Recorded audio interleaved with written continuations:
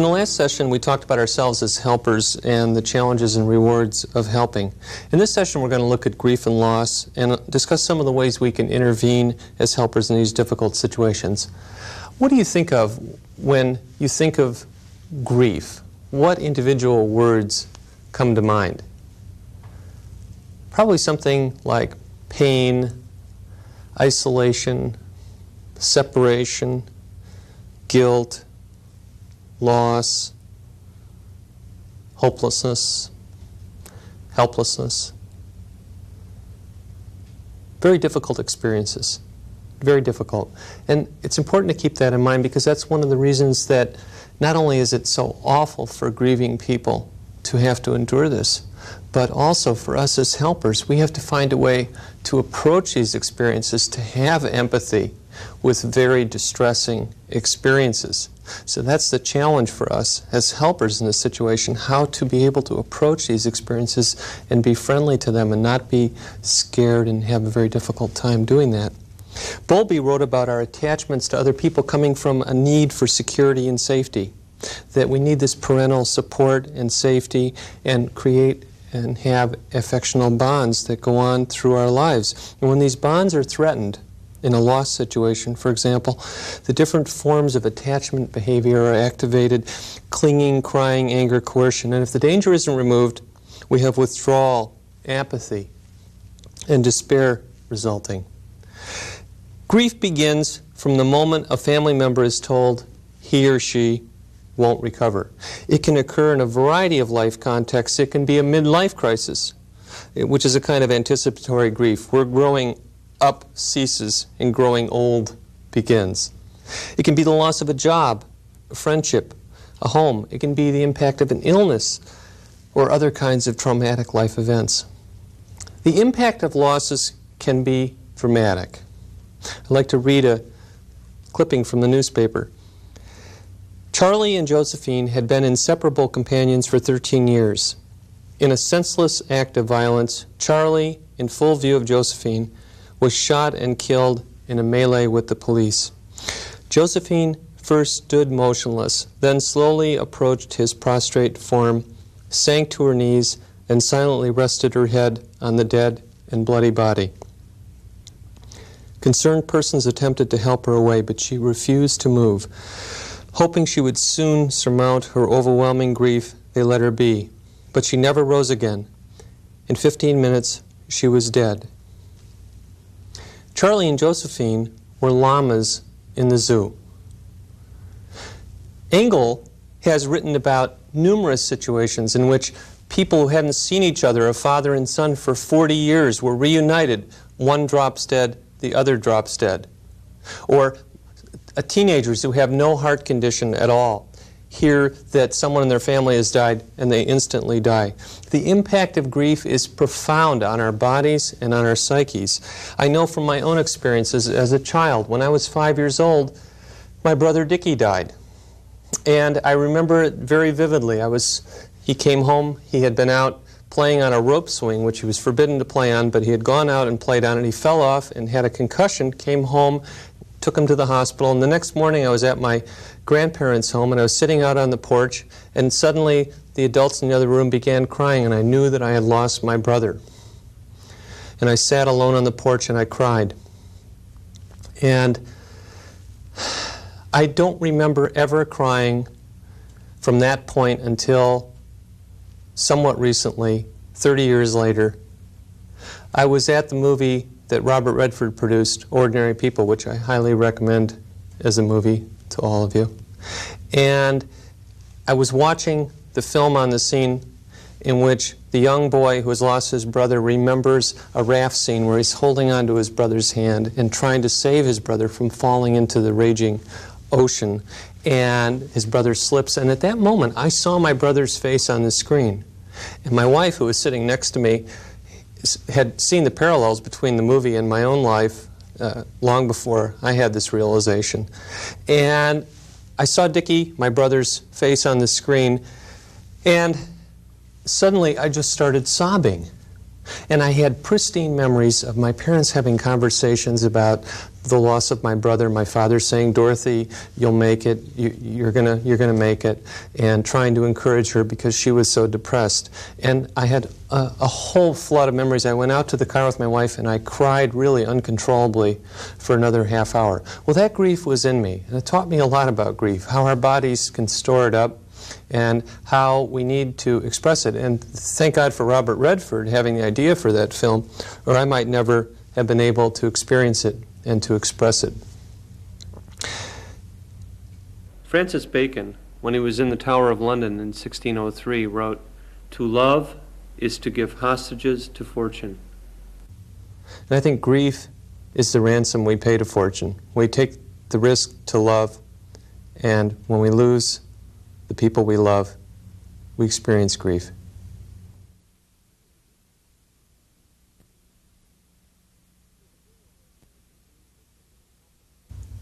There's agreement among clinicians and researchers that it's helpful to think about grief in three stages. First, a stage of shock and numbness, which lasts till about 1 month. Then a period of suffering and disorganization, a very difficult period from 1 month to 1 year. And finally, a period of recovery and readjustment, which can last from the 3-month period to about the 2-year mark. In this session, we're going to hear from some grieving people who have actually had these experiences, and I think we'll find that very helpful and informative. This first period of shock and numbness is characterized by some very profound experiences of "I can't believe it." There's denial, and I'm going to talk later in the series about some of the positive aspects of denial, but there is denial. There's fear, periods of panic, negative panic, which is kind of not experiencing any panic, going on doing one's life as if nothing had happened. Glick and his colleagues, after 2 to 4 years, found that 24% of bereaved widows felt that death was not real and that they would wake up and it wouldn't be true. Chris died 33 days after an acute leukemia diagnosis, so the first 33 days were pretty involved with the fight for Chris's survival, and not much time to pay attention to what would happen to me or the kids if he didn't make it. And when he died, I was totally unprepared to accept the fact that he wasn't alive, and it took me a long time to come to terms with the reality of the fact that he wasn't in this world in a physical way anymore. And to come to grips with the finality of that, huh? Yes, definitely. Yeah. You know, I remember initially thinking that that he'd still be coming home, and intellectually I knew that he had died. I had witnessed his death. And it was pretty frightening to realize that intellectually I knew something, but I could still believe sometimes when I'd hear the door open at a certain time that he might be coming home from work. Situations like that made me question how sane I really was and how competent I was to go on and take care of 2 young children by myself. And the hopelessness of the whole situation was overwhelming in the beginning. I didn't really want to go on, with the exception of feeling like I needed to be there for my kids. Yeah, the shock and the disbelief and the continual, I can't believe it happened, it really didn't happen type feelings, those would come and then they would quickly go, and I'd try to reconcile, you know, how do I go on, what do I do now? And the experience of shock we have immediately following the loss of a loved one gradually gives way to a very difficult experience and time of suffering and disorganization. And during this period, there's tremendous pain. There are feelings of helplessness, of quiet desperation, of loneliness, yearning, a feeling of abandonment. Guilt is very common. Anger, is very common. And so also are symptoms of sleep disturbance, social withdrawal, getting out of the stream of life, restless overactivity, throwing oneself into work, treasuring objects that belong to the deceased. A lack of ability to concentrate is very, very common. Now, this grief is a little bit different from depression. It's similar in some respects, but in a grief reaction, there isn't the loss of self-esteem that's commonly found in clinical depression. Also very common is poor physical health. This is like a psychosomatic shock wave that goes through the entire family. We have found that there are 40% more mortalities in the first year of bereavement. Psychoneuroimmunological research shows that people's defenses aren't working so well, so they're more prone to become ill during this period. We know that friends can be good medicine, but we also know that losing them can be injurious to our health. Because she went into a coma the last 2 days of her life, I feel like I never said goodbye to her. And that bothers me still, you know. And I can't get as far as Joe has gotten, which I think is wonderful. And I hope someday to be the same place he is. But I still am angry. And I still have a great hurt. And I just keep saying, as you say, why? She struggled so hard for 4.5 years with Hodgkin's, and it was very difficult. And the month before she was to get married, she found it, she had it again, and she was just such a survivor, you know, and she wasn't afraid to do anything, and she wanted to live so badly. And we never talked about death. I didn't, she did with her dad. And it feels like that something was missing, like we should have just brought it up in some way, because losing her to a coma where I couldn't talk to her, I feel something's been left out of my life. It changes your life a lot. You know, you can lose a mother, father, you can lose brother-in-law, whatever, in the family, which you love too, believe me. I love my mother and father. But when you lose a child, I don't think, you have to lose what to experience the loss. You can't get the feeling. Someone may say, yeah, I'm sorry, and everything, but you can't feel what, they can't feel what we do. You know what I mean? It's hard. You lose a right arm, believe me. In other words, I'd swap any time. In other words, that's the way I would feel about it. I'm not just saying it, I mean it.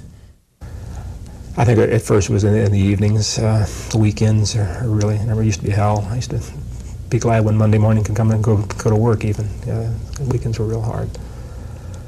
No, I think it's again, those special times when Danny or Billy will say something or do something, and I could wish that she could be there to see it or talk to me about it. Yeah.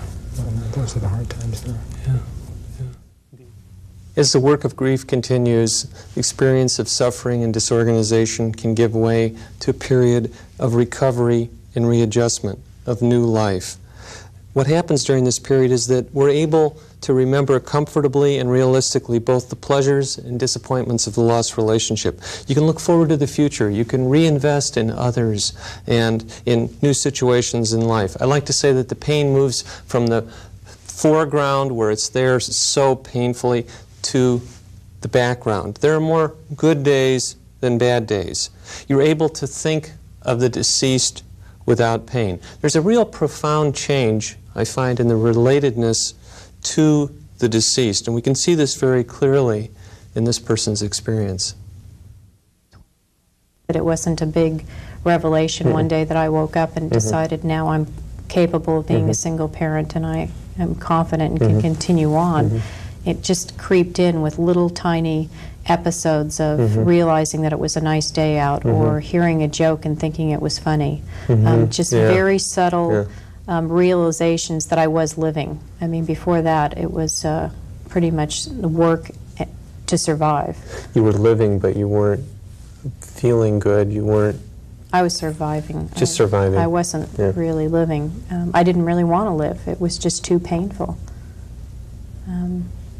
So I think that continued on for a long period of time for me. But eventually I did start seeing these small signs of the fact that I was doing more than surviving. And I think initially I didn't want the healing to take place, because the pain that I held was my connection to Chris. And I thought that, and I remember thinking vividly that as much as I didn't want to be in pain, if I gave up the pain, that meant that I wasn't grieving for Chris anymore, and somehow or another that would be allowing my last link to him, or my connectiveness to him,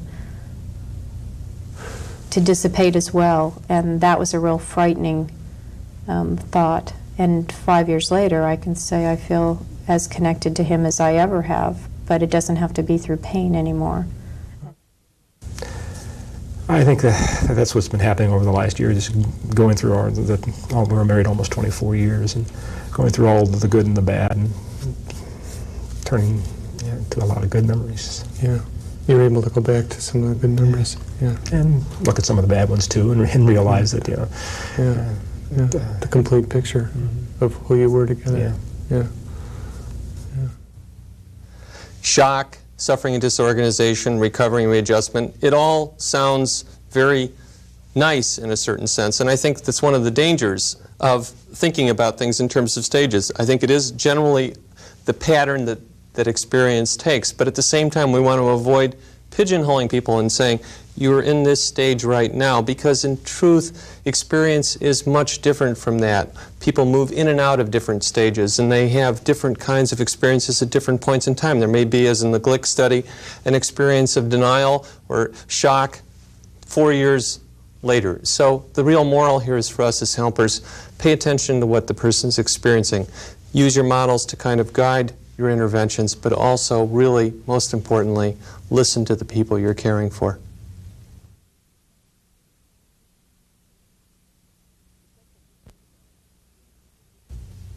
It's helpful to think about grief in terms of the tasks or the challenges that it presents to the grieving individual.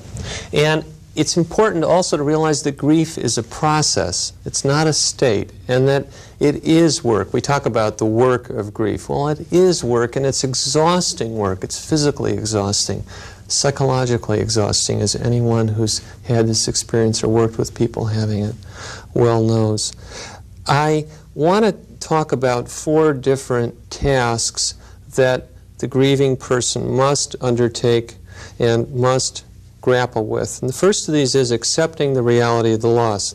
The others are experiencing the pain of the grief, adjusting to a changed life, and finally withdrawing emotional energy and reinvesting it in another relationship.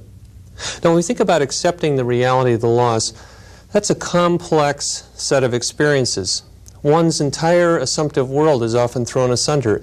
The view that bad things don't happen to good people. I've done everything I should have done. I've had a good life. I have my faith. I have done all these good things, and suddenly something bad has happened to me, and it doesn't make sense.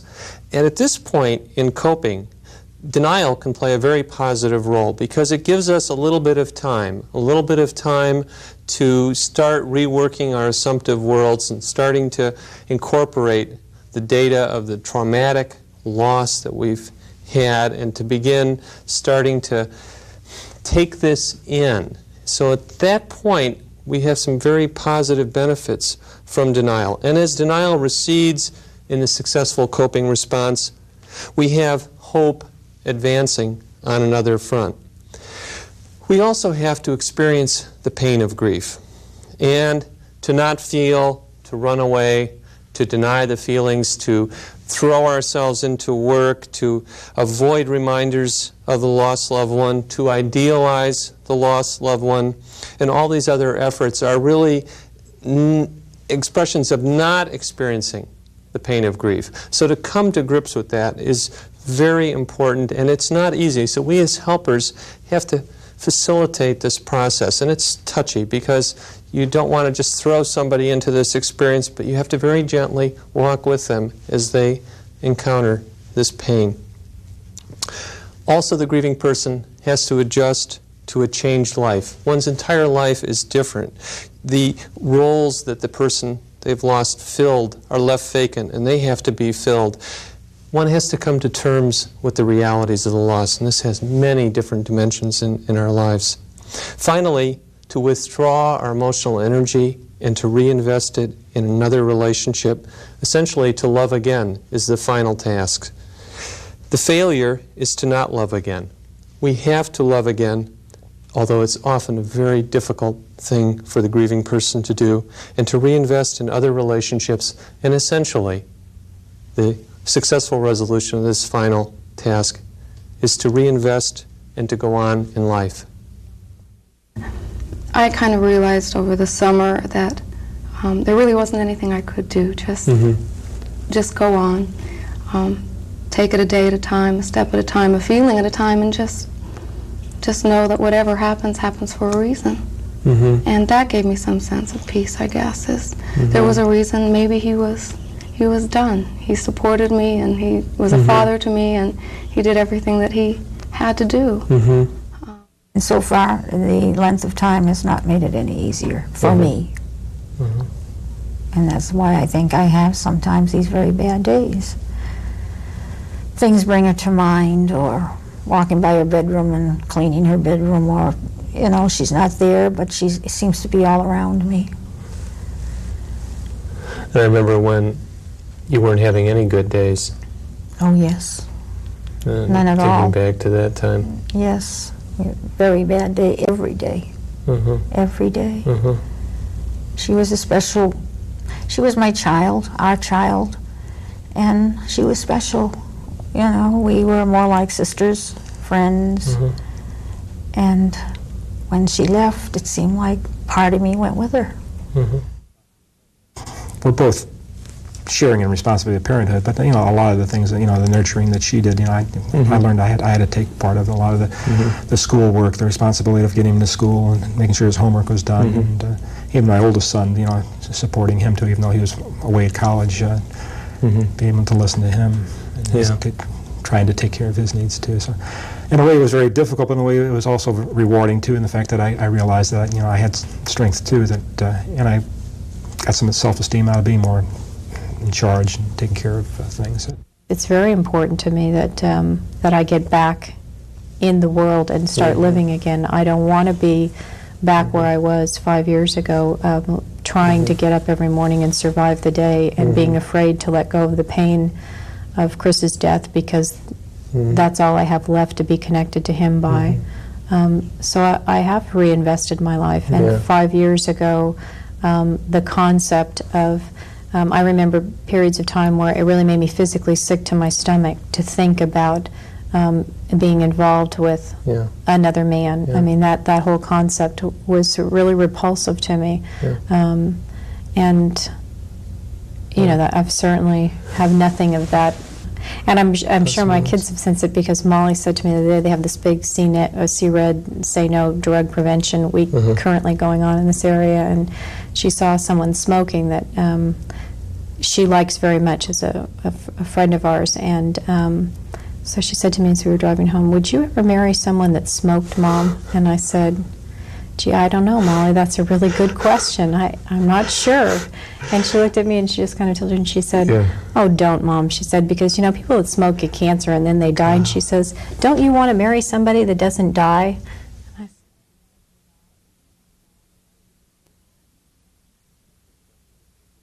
When the tasks of grief aren't successfully negotiated, the grieving person can experience what's known as complicated grief. And these are a wide range of experiences that include things like this: not being able to speak of the deceased without experiencing intense grief, minor events triggering very strong grief reactions, not being able to move material possessions belonging to the deceased, physical symptoms like those of the deceased, or an imitation of personality traits and behaviors of the deceased. One woman I met with came into the office with her fingernails all immaculately done up, and I said, "Geez, I've never seen you wear any makeup before. I'm wondering, did it have any kind of a connection with your mom? Did your mom do her fingernails or something?" It was so striking. She said, "My mom always did her nails," and she saw a connection there. But this was one way she still had her mom with her, in a sense. You have radical changes in lifestyle and social life, which can be very problematic, because the person gets out of the stream of life, loses their social support, and it's a real struggle to get back into that stream of life. Phobia about illness or death related to the deceased death, thinking I may be getting the same disease and having those kind of fears. And then finally, self-destructive feelings and actions. Now, all this said, it's important to remember that pathological grief is inordinately rare. Grief is an experience that encompasses a wide range of experiences, some of them very, quote, crazy looking from the outside and from the inside, so very disturbing to the person having the experience. So it's important not to immediately say, complicated grief, but more important to use these as indicators to tell us as helpers, this person's having trouble and needs more help and more care.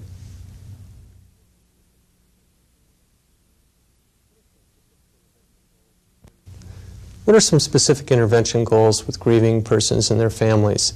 I'd like to share some of the things that I've found helpful over the years. And these fall into three different categories. The first is clarifying expectations for grief. The second is teaching coping skills.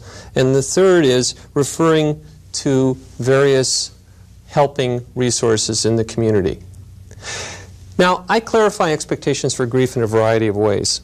First is, I say, grief has its own timetable. I say this to almost every grieving person I talk to because it's true.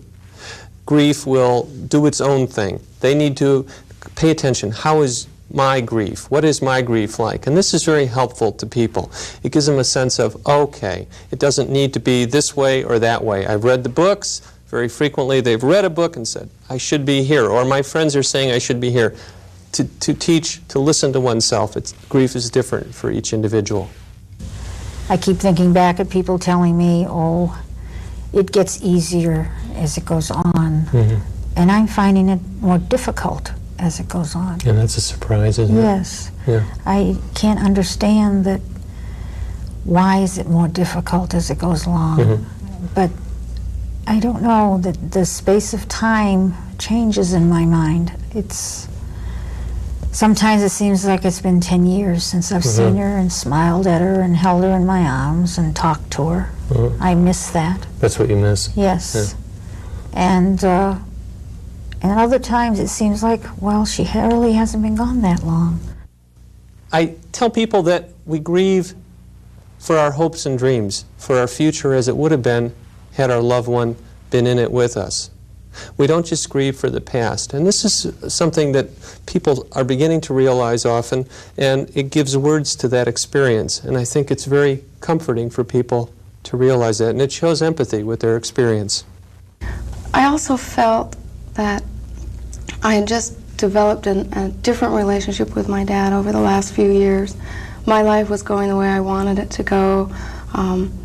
I recently got married, and he was there, and he was very pleased to give me away, and everything in my life seemed to be so together. And then he got so suddenly sick and was gone in 27 days.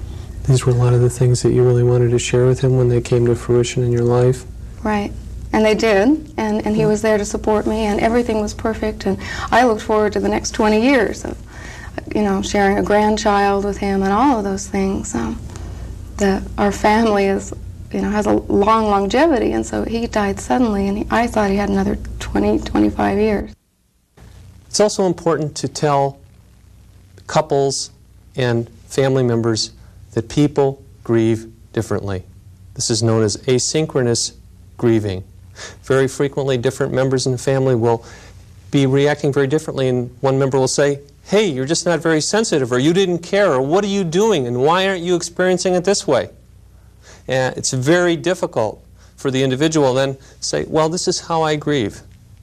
This is my experience.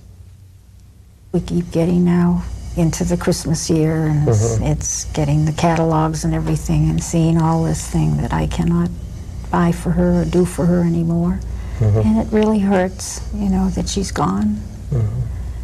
And I can't seem to accept it yet, even though it's been a year and a half. Having one bad day a week, that's a really bad day. Yes, right? It usually is. It starts in the morning, and it just increasingly gets worse. I just go from one thing to another in my thoughts about her. So it's hard. How have you been, Joe? I think I've been handling it pretty good. and those bad days that Nancy has, I'm just glad to get home to help her. But I grieve too, you know what I mean, in a different way. You know, the man's got to be the stronger one. So I think she's happy to see me come in, and then we talk it over, and it seems like it helps quite a bit.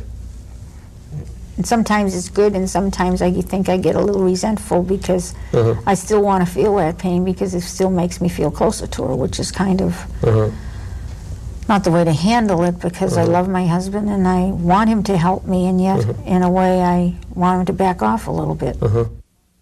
I try to predict upsurges of grief. I call them grief attacks. I'll say, any grief attacks this week? Anything happen like that? Where some event, a birthday, or seeing a friend of the loved one, or something else will bring up this experience. This is very predictable, very common, and it's very helpful to point that out to individuals so they can say, oh yeah, there it is, that's what's happening. And to know that this doesn't mean that they have complicated grief, this doesn't mean that they're having a difficult process with getting through the different tasks of grieving or anything like that. It's just that they're having a grief attack. Still, sometimes, just I occasionally go, that can't have happened. You know, he was too young. He can't be dead. But he is, and the thing that still kind of gets to me is it's the little things. Something I heard on the radio that I just thought, oh, he would respond, Dad would respond this way. And I'm on the freeway and I'm in tears. And it's like, when will this be over? A little grief attack. Yeah, when will this be over? And I don't know if it ever will. In terms of teaching coping skills, I try to take one step at a time, one day at a time. I also try to help people get involved in something outside themselves, something new, if they can do that. And also to practice stress management. Stress management is very important, whether it's exercise or taking care of oneself in different ways. It's very important that the individual who's grieving, who's under so much stress psychologically, physiologically, to practice stress management. Another thing that's part of stress management is to seek additional support. And this is my third kind of intervention in terms of specific goals with grieving persons and their families, which is to refer them to resources in the community where they can get additional support. If you don't offer a support group for them, help them get into one. If they can get support from anyone else in their family or community, encourage them to do so. What you want to avoid is being in the spotlight all the time trying to meet the needs of the grieving person. You need to be a choreographer to facilitate, to help them get support for themselves. If you're always trying to meet all these needs yourself, you're definitely going to have problems with burnout because you can't do that. So you need to be a choreographer. Now, all these interventions require that we communicate effectively. In the next session, we're going to be focusing on communication skills and how we can put them to work to achieve all these different intervention goals.